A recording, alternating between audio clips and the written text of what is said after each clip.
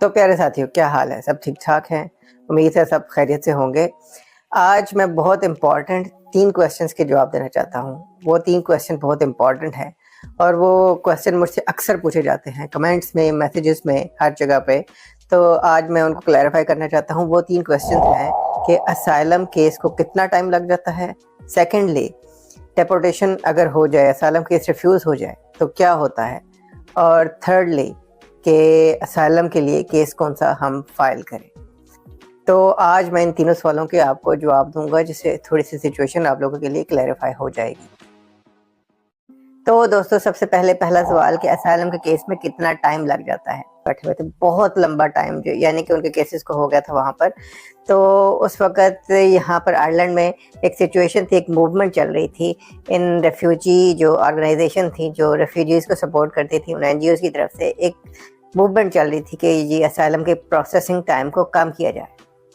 तो असाइलम के processing time को कम करने के लिए फिर गवर्नमेंट ने एक नया एक्ट लाया, इंटरनेशनल प्रोटेक्शन एक्ट, जिसके ज़रिए से उन्होंने असाइलम के केसेस का टाइम जो है प्रोसेसिंग का, वो काफ़ी कम किया। तो अब नॉर्मली अगर मैं बात करूं कि जो पहला डिसीजन है असाइलम के केस में, वो इनिशियली इशू हो जाना चाहिए 6 मंथ के अंदर अंदर। अब जो असाइलम के केस का प्रोसेसिंग टाइम है, मैं उसके हवाले से आपको बात करूं कि ये जो गवर्नमेंट के आदाद शुमार इस वक्त आपको नज़र आएंगे कि भाई 6 महीने में एक केस हो गया, फिर साल में एक केस हो गया, फिर 2 साल में एक केस हो गया। तो जो गवर्नमेंट के आदाद शुमार इस वक्त हमें दिखाए जाते हैं, वो गवर्नमेंट की वेबसाइट पर अवेलेबल हैं। वो हमें different kind of time period देते हैं, जो कि बहुत थोड़ा है, 6 महीने, साल, 2 साल। जो गवर्नमेंट की वेबसाइट पे आदाद शुमार दिए जाते हैं, वो पहले डिसीजन के हवाले से दिए जाते हैं कि आपकी असाइलम की एप्लीकेशन आई और इस पर जो गवर्नमेंट ने पहला डिसीजन दिया वो कितने अरसे में दिया। अगर पहला डिसीजन हाँ या ना का 6 महीने में दे दिया तो वो 6 महीने काउंट करेंगे, साल में दे दिया तो वो साल काउंट करेंगे, अगर 2 साल में दिया तो 2 साल काउंट करेंगे। इसमें वो अपील का और अपील पे गुजरे टाइम का या उसके बाद के टाइम का काउंट नहीं कर रहे, उसको शामिल नहीं कर रहे। तो फॉर एग्जांपल, अगर एक बंदे का पहले 6 मंथ में रिफ्यूज़ल आया है तो गवर्नमेंट के मुताबिक उन्होंने डिसीजन दे दिए आपके लिए, लेकिन अगर आप उसको फर्दर आगे अपील में चैलेंज करते हैं और फिर अपील में फर्दर 6 मंथ या साल एक और लग जाता है, तो उस टाइम को गवर्नमेंट काउंट नहीं कर रही। तो आप ये जहन में रखें कि असाइलम के केस में जो टाइम लगता है वो मुख्तलिफ किस्म का हो सकता है।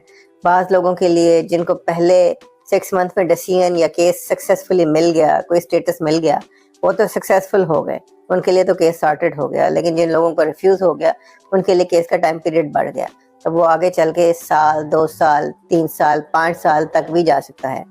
हमारे होते होते जो लोग आए थे असाइलम के केसेस में, उन लोगों के केसेस जब हाई कोर्ट में चले गए, कुछ लोगों के केसेस हाई कोर्ट में चले गए, तो वो हाई कोर्ट वाले केसेस जो थे वो 5-5 साल तक ले गए थे। 5-5 साल उनके हाई कोर्ट में लग गए। फिर हाई कोर्ट ने एक पॉइंट डिसाइड किया, फिर वो केस वापस भेजे, फिर उनके केसेस उस पॉइंट के अकॉर्डिंगली आगे फर्दर प्रोसीड हुए। तो ऑन एवरेज आप ज़हन में रखें कि 2 साल लग सकते हैं।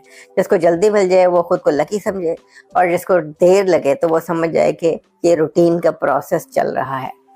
तो ये डिफरेंट किस्म के प्रोसेसिंग टाइम हो सकते हैं। अब दूसरी बात, दूसरा क्वेश्चन मुझसे ये पूछा जाता है कि जी असाइलम केस रिफ्यूज़ हो जाए तो क्या होता है। असाइलम केस जब आपका कंसिडर किया जाता है, तो असाइलम केस कंसिडर करते वक्त आपको 2 स्टेटस के लिए कंसिडर किया जाता है, रेफ्यूजी स्टेटस और सब्सिडियरी प्रोटेक्शन। जब इन दोनों के लिए वो समझते हैं कि आप एलिजिबल नहीं हैं, तो वो फिर तीसरी चीज़ के लिए आपको असेस किया जाता है, लेकिन वो असाइलम केस के एम्बिट से बाहर हो जाता है। वो उसके बाद मिनिस्टर की स्वाबदीद पे होता है।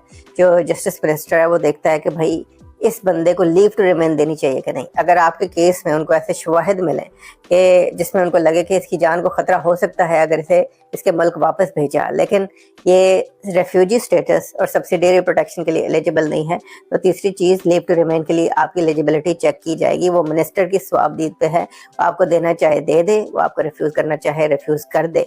और उसमें वो फिर बहुत सारी चीज़ें देखते हैं कि आपका स्टेट के साथ कनेक्शन कैसा है, आप जब यहाँ पर रह रहे हैं आप कैसे रह रहे हैं, आप कोई वॉलंटरी वर्क कर रहे हैं कि नहीं कर रहे, आप लोगों में घुल मिल रहे हैं कि नहीं मिल रहे, आप कम्युनिटी का हिस्सा बन रहे हैं कि नहीं बन रहे, आप कम्युनिटी को सपोर्ट कर रहे हैं कि नहीं कर रहे। उसमें आपका काम भी देखा जाता है कि आप पैसे कमा रहे हैं और टैक्स दे रहे हैं कि नहीं दे रहे।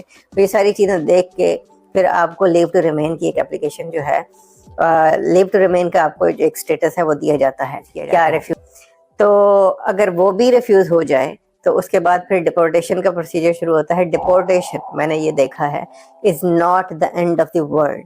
یہاں پر جو لوگ ڈپورٹیشن پہ پہنچ گئے اور پھر انہوں نے اس کو چیلنج کر دیا, ان لوگوں نے بھی کافی عرصہ ٹائم گزارا, اور پھر ہم نے ایسے بھی کیسز دیکھے ہیں کہ جن میں ان کو پیپر مل گئے الٹیمیٹلی. آپ کا جب ڈپورٹیشن آرڈر ایشو ہوتا ہے تو ایک مسئلہ ہوتا ہے کہ گورنمنٹ آپ کو کہتی ہے کہ آپ نے اپنے جو قریبی آپ کا گارڈا اسٹیشن ہے, یعنی کہ جسے پولیس اسٹیشن کہتے ہیں, وہاں پر جا کے آپ نے منتھ میں ایک دفعہ یا جو بھی وہ آپ کو ڈیٹ دیں, آپ نے اپنی پریزنس مارک کرنی ہے. یعنی کہ اس صورت میں آپ کو جانا پڑتا ہے کسی نہ کسی پولیس اسٹیشن, وہاں پر جا کے آپ کو بیسیکلی امیگریشن کے آفس, وہاں پر جا کے آپ کو بتانا ہوتا ہے کہ جی میں ابھی تک اویلیبل ہوں اور میں آپ کی سوابدید پہ ہوں, آپ جب چاہیں مجھے ڈپورٹ کر دیں. اس صورت میں وہ آپ کی سائننگ لگا دیتے ہیں, تو آپ کو مہینے میں ایک دفعہ یا 2 دفعہ وہ سائننگ کی ڈیٹوں پہ جانا پڑتا ہے گارڈا اسٹیشن. وہاں پر جا کے آپ کو اپنے سائن کرنے پڑتے ہیں اور گورنمنٹ کو بتانا پڑتا ہے کہ جی I am still available at your discretion. تو اس صورت میں ایسا بھی ہوا ہے کہ کچھ لوگوں کو پکڑ کے انہوں نے پھر ڈپورٹ بھی کر دیا ہے. سو ڈپورٹیشن کا آرڈر آنا وہ اینڈ آف دا ورلڈ نہیں ہے, لیکن خطرہ ہوتا ہے کہ وہ آپ کو پکڑ کے اریسٹ کر کے آپ کو فلائٹ پہ آپ کے کنٹری واپس بھیج سکتے ہیں, جس میں آپ کچھ نہیں کر سکیں گے کہ وہ آپ کو اٹھائیں گے, آپ کو جہاز میں ڈالیں گے اور آپ کو واپس بھیج دیں گے. تو ڈپورٹیشن میں ڈپورٹ ہونے کا خطرہ ہوتا ہے, لیکن جن لوگوں نے چیلنج کیا ان لوگوں نے یہاں پر ٹائم بھی گزارا, اسٹے بھی لیا, اور اس کے بعد ایسا بھی ہوا کہ ان لوگوں کو پیپر مل گئے, الٹیمیٹلی لیو ٹو ریمین مل گئی. تو ڈپورٹیشن کے بعد چانس ہوتا ہے, ڈپینڈ کرتا ہے آپ کی کیا سچویشن ہے. بعض لوگوں کو یہاں پر امنیسٹی اسکیم مل جاتی ہے, یہاں پر گورنمنٹ کو مختلف قسم کی جو ہے اسکیمیں لانچ کرتی رہتی ہے, تو اس اسکیم کے تحت بعض لوگوں کے پیپر ہو جاتے ہیں, تو اس طرح کے لکی چانس بھی بن جاتے ہیں. پھر تیسری بات یہ کہ جی میں کیس کون سا ڈالوں. جو کیس ہے, کیس کے حوالے سے اگر میں آپ کو بتاؤں, کیس میں آپ کو اس حوالے سے پراپر گائیڈ نہیں کر سکتا, کیونکہ ہر بندے کے حالات, ہر بندے کے سرکمسٹانسز ڈفرینٹ ہوتے ہیں. تو اگر میں آپ کو کہوں کہ جی آپ یہ والا کیس ڈال دیں, تو ہو سکتا ہے وہ آپ کے سرکمسٹانسز کے مطابق نہ ہو. اور دوسری بات یہ کہ اس طرح کی کمیونیکیشن اللیگل بھی ہے کہ میں آپ کو بتاؤں کہ آپ یہ والا کیس ڈال دو, وہ جھوٹ ہے. اور اگر آپ مجھ سے پوچھ رہے ہیں کہ میں کون سا کیس ڈال دوں, تو پھر یہ آپ کی بھی ڈس آنیسٹی ہے. تو آپ کو نہ مجھ سے پوچھنا چاہیے, نہ میں ایسی کوئی چیز بتا سکتا ہوں, لیکن میں آپ کو یہ بتا سکتا ہوں کہ آپ کے جو پرسنل سرکمسٹانسز ہیں ان کے مطابق آپ نے یہ دیکھنا ہے کہ جو بھی کیس آپ فائل کر رہے ہیں اس میں آپ کی جان کو خطرہ ہو, آپ کی جان پہ بات آتی ہو, اور جو گورنمنٹ ہے, آپ کے ملک کی گورنمنٹ, پاکستان کی جو پولیس ہے, ایجنسیز ہیں, وہ آپ کو پروٹیکشن نہ دے سکتی ہوں اس مسئلے میں. اگر گورنمنٹ آپ کو پروٹیکٹ کرتی ہے پاکستان میں اس مسئلے میں, تو پھر آپ کا کیس نہیں بنتا, اسٹرانگ نہیں ہے. اور اگر آپ کی جان کو خطرہ نہیں ہے اس کیس میں, اس مسئلے میں, تو پھر بھی آپ کا کیس نہیں بنتا. تو پھر آپ کو یہ سوچنا ہے کہ ایسا کون سا ایشو ہو سکتا ہے آپ کی زندگی میں, ایسے کون سے ایشو ہیں.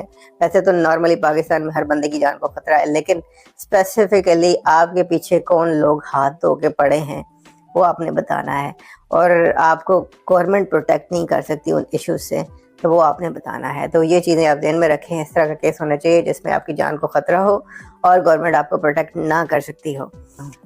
اس کی ایگزامپلس میں آپ کو دے دیتا ہوں. فار ایگزامپل, اگر ہم ریلیجن کی بات کریں, کہ اگر آپ ریلیجن کے بیسس پہ کیس فائل کر رہے ہیں, تو ریلیجن میں قادیانیوں کا ایک ایشو ہے کہ قادیانیوں کی جو ہے وہ نارملی بھی ایکسیپٹیبلٹی پاکستان میں نہیں ہے, ان کو نان مسلم سمجھا جاتا ہے, اور اسی طرح گورنمنٹ بھی, اسٹیٹ بھی ان کو نان مسلم سمجھتی ہے اور پروٹیکشن نہیں دیتی, اور تو ان کے خلاف بہت ساری پرسیکیوشن ہے. تو ان کو آسانی سے اسائلم کیس, ان کا کیس ہو سکتا ہے, ان کو آسانی سے اسٹیٹس مل سکتا ہے. اب دوسری اگزامپل پالیٹکس کی میں دوں گا کہ آج کل جیسے پی ٹی آئی پہ, پاکستان تحریک انصاف پہ جیسے اس وقت کریک ڈاؤن چل رہا ہے, تو کریک ڈاؤن جو ہے وہ آپ دیکھیں اس میں گورنمنٹ خود انوالو ہے, گورنمنٹ خود یہ کر رہی ہے, اس میں اسٹیٹ فنکشنری, اسٹیٹ ایجنسیز جو ہیں وہ خود انوالو ہیں, اس میں پی ٹی آئی کے جو ورکرز ہیں ان کے خلاف بہت ساری قسم کا کریک ڈاؤن ہو رہا ہے. تو اگر آپ کو کوئی پرسنلی اس قسم کا کوئی کیس درپیش ہے, تو آپ آ کے ثبوت دے سکتے ہیں کہ جی یہ ایشوز ہیں, اور اس طرح میرے گھر پہ کریک ڈاؤن ہو رہا ہے اور میری جان کو خطرہ ہے, اور اسٹیٹ جو فنکشنریز ہیں, اسٹیٹ جو مشینری ہے وہ میرے خلاف چل رہی ہے. تو اس صورت میں آپ کے کیس ہونے کے کافی حد تک چانسز ہیں. تو یہ تھے 3 موسٹ امپورٹنٹ سوال. تو امید ہے آپ نے کافی کچھ سمجھا ہوگا, جانا ہوگا. تو آج کے لیے اتنا ہی. پھر ملتے ہیں کسی نئی ویڈیو میں کسی نئے ٹاپک کے ساتھ.